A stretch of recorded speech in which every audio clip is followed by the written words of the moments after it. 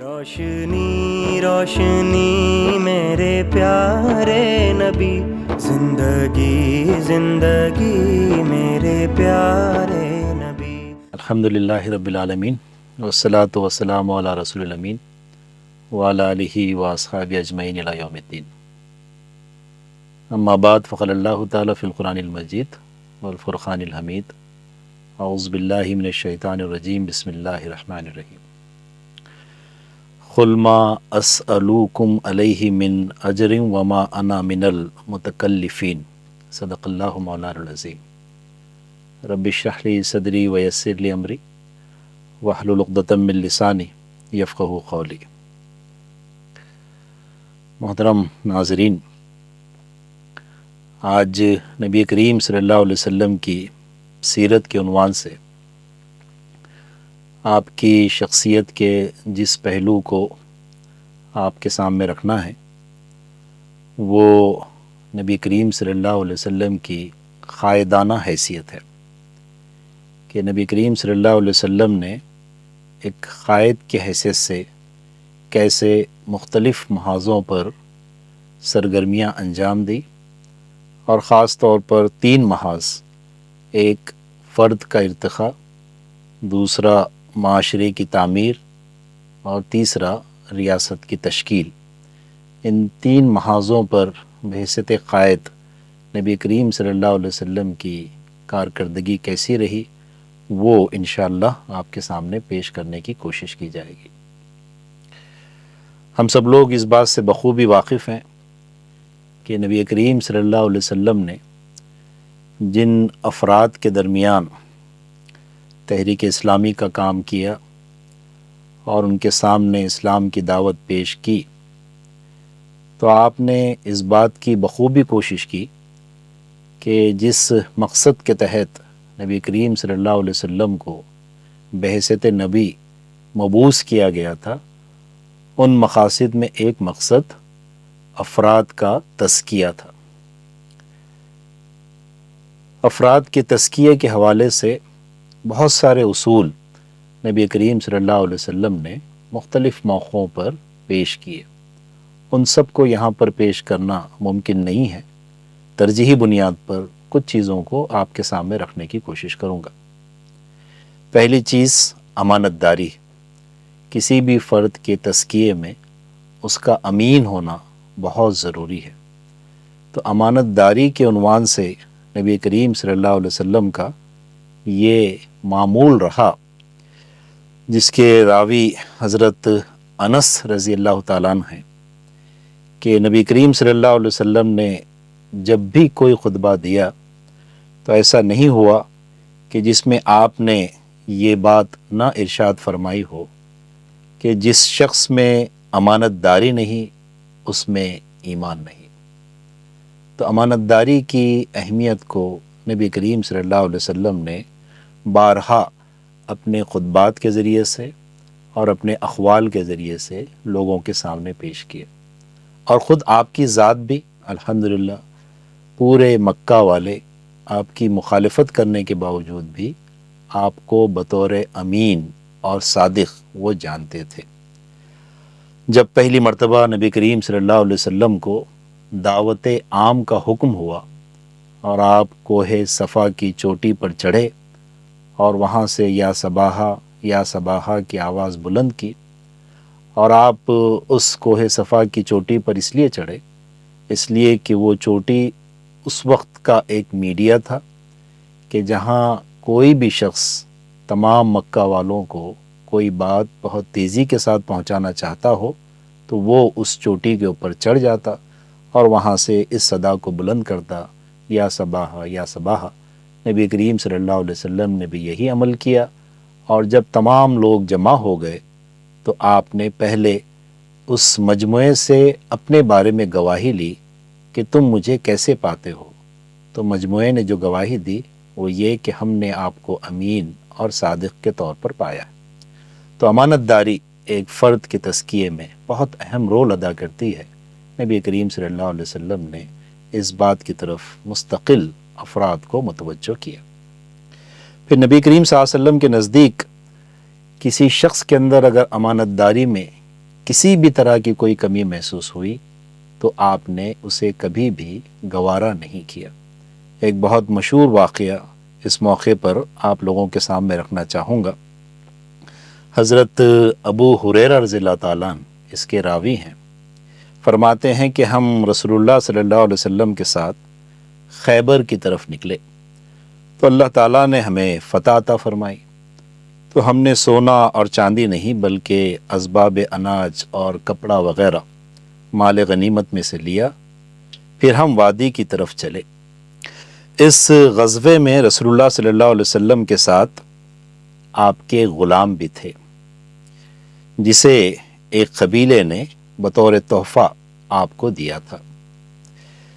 اچانک ایک تیر کہیں سے آیا اور اس غلام کو اس تیر کا وہ غلام شکار ہو گیا اور اس کا جگہ پر ہی انتقال ہو گیا۔ تو ہم نے کہا اے اللہ کے رسول صلی اللہ علیہ وسلم، اس کے لیے شہادت مبارک ہو۔ یہ سن کر آپ صلی اللہ علیہ وسلم نے فرمایا ہرگز نہیں، اس ذات کی قسم جس کے قبضے میں میری جان ہے، جو چادر اس کے حصے میں نہیں تھی وہی چادر اس کے اوپر شعلے کی صورت میں جل رہی ہے۔ یہ سن کر سب خوف زدہ ہو گئے۔ تو اس سے اندازہ ہوتا ہے کہ امانت داری کا اگر کسی نے اہتمام نہیں کیا تو وہ نبی کریم صلی اللہ علیہ وسلم کے کتنے ہی قریب رہا ہو شخص، لیکن وہ نبی کریم صلی اللہ علیہ وسلم کے نزدیک ایک گنہگار شخص ہی رہا۔ دوسری چیز جو فرد کے ارتقاء میں اور فرد کے تزکیے میں بہت اہم رول ادا کرتی ہے وہ یہ ہے کہ جو شخص بھی اپنا تزکیہ کرنا چاہتا ہے اسے اس بات کا اہتمام کرنا چاہیے کہ وہ سچائی کا ساتھ دے، ہمیشہ وہ سچ بولے۔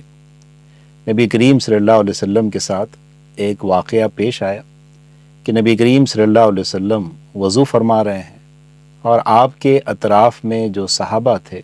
آپ کے وضو کے پانی کو زمین پر گرنے نہیں دے رہے ہیں اور اپنے جسم پر اسے لگانے کی کوشش کر رہے ہیں۔ نبی کریم صلی اللہ علیہ وسلم نے صحابہ سے پوچھا کہ اس عمل کا تمہارا محرک کیا ہے؟ صحابہ نے یہ بات ارشاد فرمائی کہ اللہ اور اس کے رسول سے محبت۔ تو نبی کریم صلی اللہ علیہ وسلم نے اس موقع پر یہ بات ارشاد فرمائی کہ جو بندہ یہ چاہتا ہو کہ وہ اس بات کا اظہار کرے کہ وہ اللہ اور اس کے رسول سے محبت کرتا ہے اور ساتھ ہی وہ یہ چاہے کہ اللہ اور اس کے رسول بھی اس سے محبت کرے، تو وہ تین چیزوں کا اہتمام کرے۔ اس میں ایک، ہمیشہ سچ بولے، دو، امانت داری کا ثبوت دے،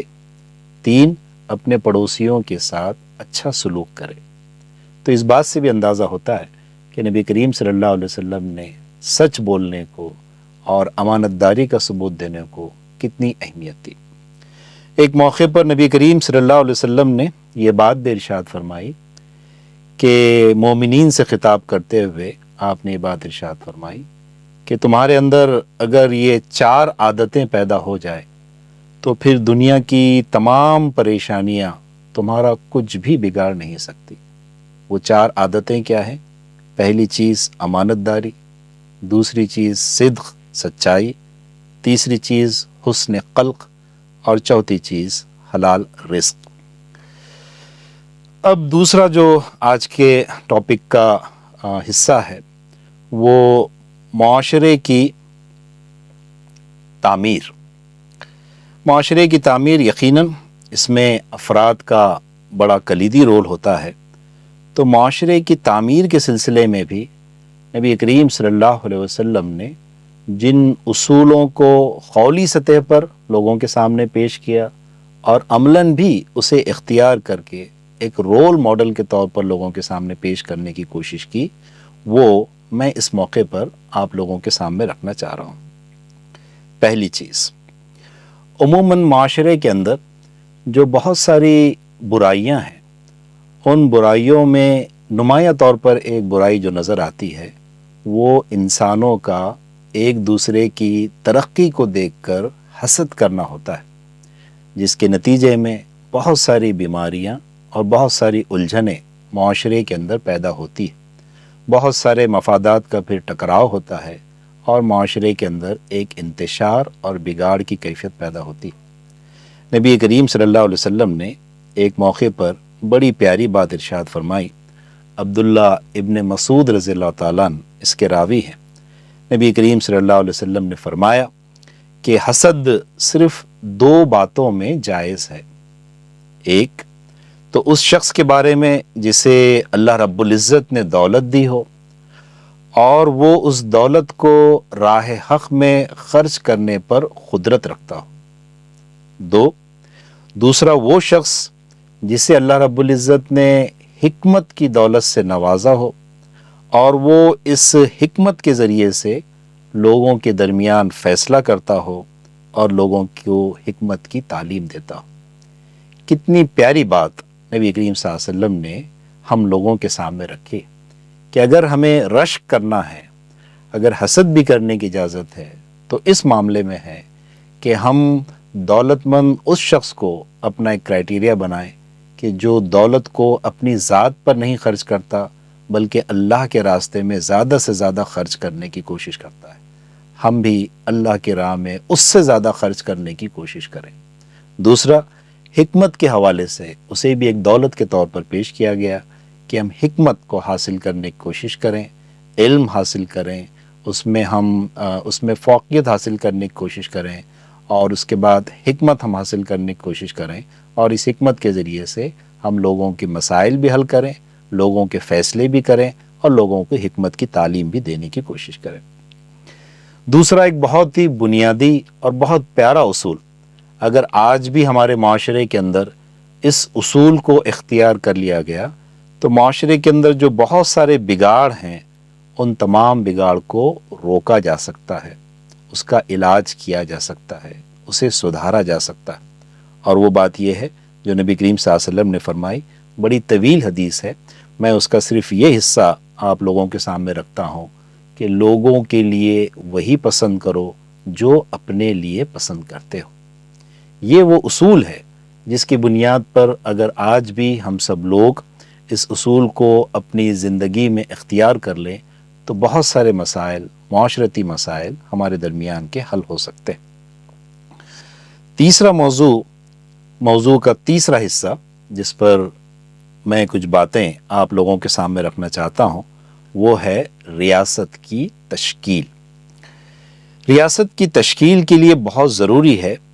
کہ جو قائد بھی ایک ریاست کی تشکیل کرنا چاہتا ہو اس کے سامنے اس ریاست کا ایک ویژن ہونا چاہیے کہ وہ ریاست کیسے ہوگی۔ نبی کریم صلی اللہ علیہ وسلم کی یہ خاص بات اور بہت نمایاں بات ہمیں نظر آتی ہے کہ روز اول سے ہی جب سے آپ نے کار نبوت کا آغاز کیا، آپ بارہا مختلف موقعوں پر الگ الگ طرح سے الگ الگ انداز میں یہ بات لوگوں کے سامنے پیش کرتے رہے کہ میں جس دعوت کو لے کر آیا ہوں یہ دعوت تمہارے بہت سارے مسائل کو حل کرنے والی ہے۔ جیسے آپ فرمایا کرتے تھے کہ عرب اور عجم کی بادشاہت تمہیں ملے گی، آپ فرمایا کرتے کہ کسرا اور قیصر کے خزانے اس کے مالک تم لوگ بنو گے۔ آپ نے یہ بات مختلف موقعوں پر اس وقت کے صحابہ اور اس وقت کے انسانوں کے سامنے پیش کی۔ لوگ آپ کا مذاق بھی اڑاتے تھے، اور واقعی جو اس وقت اہل ایمان کی جو کیفیت تھی بہت کمزور تھے، مختلف آزمائشوں کا شکار ہو رہے تھے، تو اس طرح کی سچویشن کا بننا کوئی غیر فطری بات نہیں ہے۔ لیکن نبی کریم صلی اللہ علیہ وسلم نے مشکل سے مشکل مرحلے میں بھی اپنے اس ویژن کو کہ یہ دعوت کس مقام تک اہل ایمان کو لے جائے گی، انسانیت کو لے جائے گی اور ان کی ترقی کرے گی، اسے بہرحال آپ ان لوگوں کے سامنے رکھتے رہے۔ جیسے مشکل سے مشکل مرحلہ نبی کریم صلی اللہ علیہ وسلم کی زندگی میں ہجرت کا واقعہ ہمارے سامنے آتا ہے کہ جب نبی کریم صلی اللہ علیہ وسلم اپنے گھر سے باہر نکلے اور ابو جہل اور ان کے چند ساتھی آپ کے بالکل انتظار میں بیٹھے تھے کہ جیسے ہی رات کا یہ وقت گزرے، ہم فوراً نبی کریم صلی اللہ علیہ وسلم پر اچانک ایک ساتھ حملہ کریں گے۔ تمام قبیلے کے نوجوانوں کو جمع کیا گیا تھا اور نبی کریم صلی اللہ علیہ وسلم کو نعوذ باللہ قتل کر دیا جائے گا۔ اتنا ناپاک منصوبہ ان لوگوں نے بنایا تھا، لیکن اللہ رب العزت کو منظور کچھ اور تھا، اس لیے نبی کریم صلی اللہ علیہ وسلم کو ہجرت کا حکم دیا گیا، اور نبی کریم صلی اللہ علیہ وسلم توکل کرتے ہوئے، اللہ تعالیٰ پر بھروسہ کرتے ہوئے اپنے گھر سے باہر نکلے۔ تو اس موقع پر نبی کریم صلی اللہ علیہ وسلم نے ابو جہل کو اپنے ساتھیوں کے ساتھ کچھ کہتے سنا۔ تو ابو جہل کیا کہہ رہا تھا؟ ابو جہل کہہ رہا تھا کہ محمد صلی اللہ علیہ وسلم کہتا ہے اگر تم اس دین کو قبول کر لو گے تو تمہیں عرب اور عجم کی بادشاہت مل جائے گی، اور مرنے کے بعد تمہیں دوبارہ زندگی عطا کی جائے گی، اور وہاں تمہارے لیے ایسی ایسی جنتیں ہوں گی، ایسے ایسے باغات ہوں گے جیسے اردن کے باغات ہیں۔ لیکن اگر تم میری پیروی نہیں کرو گے تو تم سب تباہ ہو جاؤ گے، مرنے کے بعد دوبارہ زندہ کیے جاؤ گے، اور تمہارے لیے وہاں پر جنت کی آگ تیار ہے جس میں تمہیں جلایا جائے گا۔ نبی کریم صلی اللہ علیہ وسلم کے کانوں میں جب یہ الفاظ پڑے تو آپ نے جنت کیا بولے شاید جنت کیا، اچھا اوکے جہنم کیا، تو اس کو ایڈٹ کرنا پڑے گا آپ آپ کو ریڈ پھر سے بولنا پڑے گا۔ اوکے ٹھیک ہے۔ لیکن اگر تم میری پیروی نہیں کرو گے تو تم سب تباہ ہو جاؤ گے، مرنے کے بعد دوبارہ زندہ کیے جاؤ گے،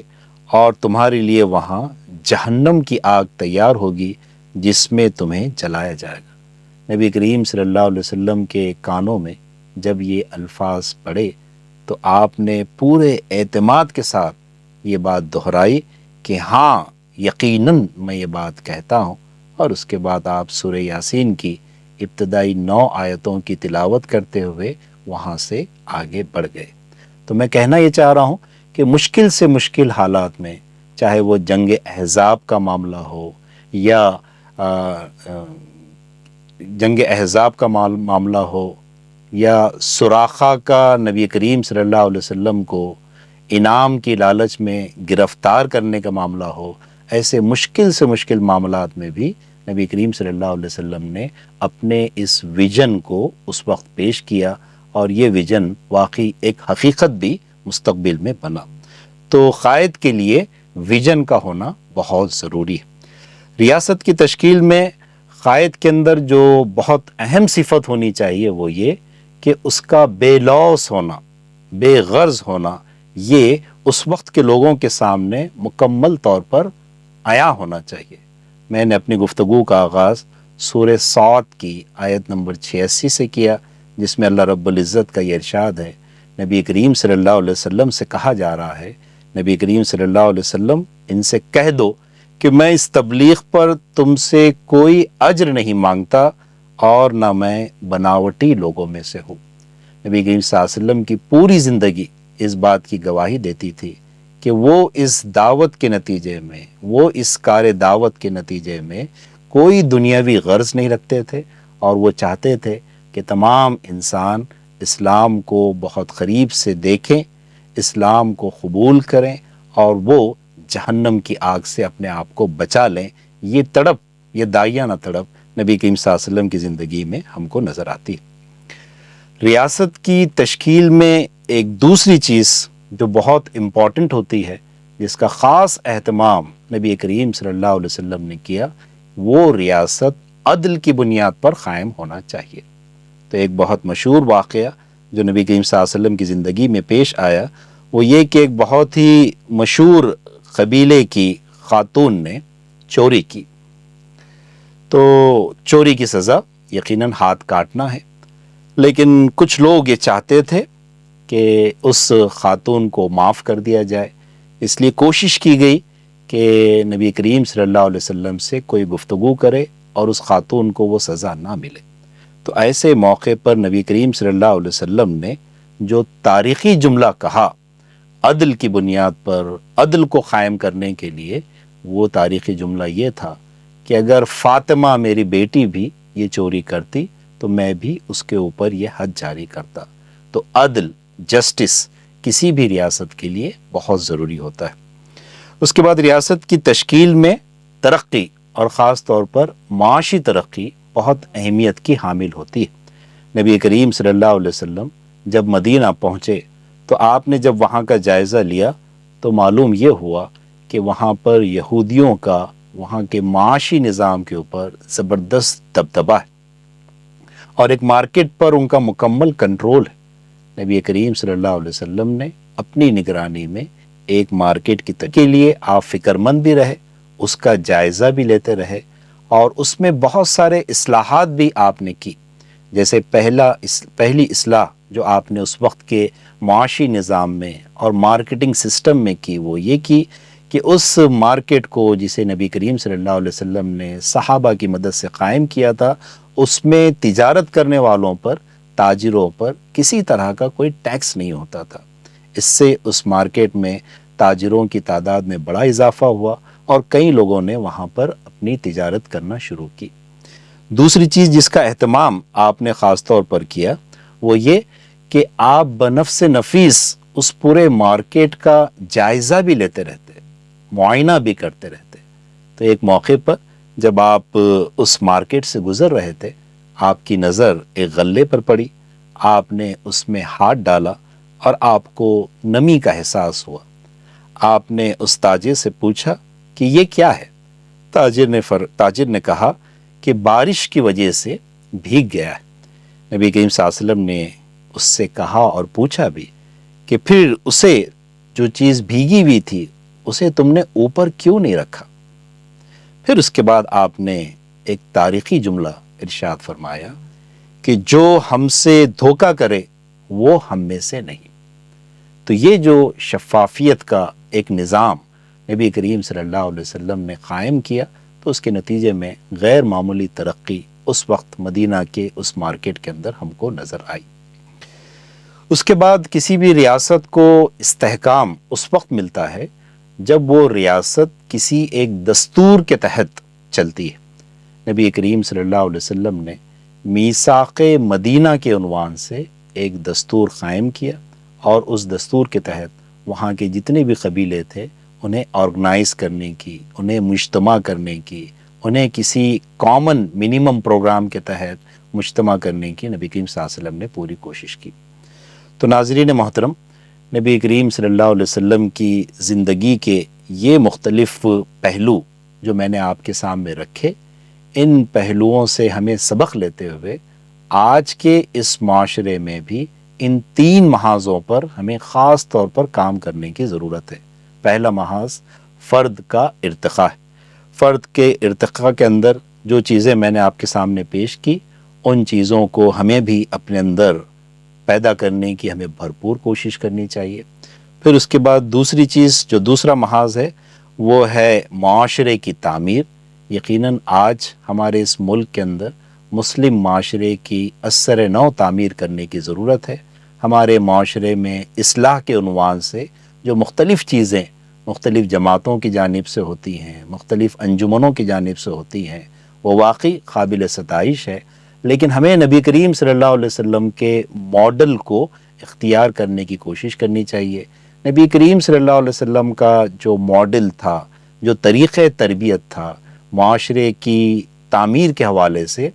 اس طریقہ تربیت میں تقریر کو بہت زیادہ ویٹیج یا بہت زیادہ اہمیت نہیں تھی، بلکہ نبی کریم صلی اللہ علیہ وسلم نے اس بات کا خاص اہتمام کیا تھا کہ آپ نے مختلف ایسی چیزیں تشکیل دی تھی، ایسا ایک تعلیمی نظام آپ نے بنایا تھا کہ جس کے ذریعے سے لوگوں کی اصلاح ہوتے رہتی تھی، اور اس کے بعد مختلف ایسے اصول تشکیل دیے گئے تھے کہ ان اصولوں کو لوگ اپنی ذات میں اختیار کرتے تھے، اپنی زندگی کا حصہ بناتے تھے، اور اس کے نتیجے میں اصلاح معاشرے کا کام بڑی تیزی کے ساتھ ہوتا تھا۔ ہمیں بھی اسی پیٹرن کے اوپر، اسی طرز کو اختیار کرتے ہوئے اپنے معاشرے کی اصلاح پر توجہ دینے کی بھرپور کوشش کرنی چاہیے۔ خاص طور پر جو ہمارا تعلیمی نظام ہے، اس تعلیمی نظام کے اندر کیا کیا اصلاحات کی جا سکتی ہیں، ان اصلاحات کو بھی کرنے کی یقیناً ضرورت ہے۔ نبی کریم صلی اللہ علیہ وسلم نے مدینہ پہنچتے کے ساتھ ہی صفہ کے نام سے جو ایک تعلیمی نظام بنایا وہ واقعی قابل تقلید ہے۔ اس ماڈل کے اوپر کہ مسجد کے صحن میں ہی ایک ایسا حصہ وقف کیا گیا کہ جہاں پر لوگوں کی مستقل تعلیم و تربیت کا انتظام کیا جاتا تھا۔ پھر اس کے بعد آپ نے 10 اہل ایمان پر ایک شخص کو ذمہ دار بنا کر اور ان 10 لوگوں پر ایک آدمی کو اس کا ذمہ دار بنا کر جو کام کیا ہے وہ کام بھی واقعی غیر معمولی تھا، جس کے ذریعے سے بہت نیچرل طریقے سے تعلیم و تربیت کا اہتمام نبی کریم صلی اللہ علیہ وسلم کے دور میں ہوتا تھا۔ پھر اس کے بعد نبی کریم صلی اللہ علیہ وسلم نے ایک موقع پر بہت مختصر خطبہ دیا، اور جب آپ کے علم میں یہ بات آئی کہ کچھ لوگ دین کا فہم رکھنے کے باوجود بھی جو ان کے اطراف میں ایسے لوگ ہیں جو دین سے نابلد ہیں، دین سے دور ہیں، دین کا وہ فہم نہیں رکھتے جو انہیں ہونا چاہیے، تو آپ کی یہ توقع تھی کہ جو دین کا فہم رکھتے ہیں وہ ان لوگوں کو واعظ کریں، انہیں نصیحت کریں، انہیں نیکی کا حکم دے، انہیں برائیوں سے روکیں۔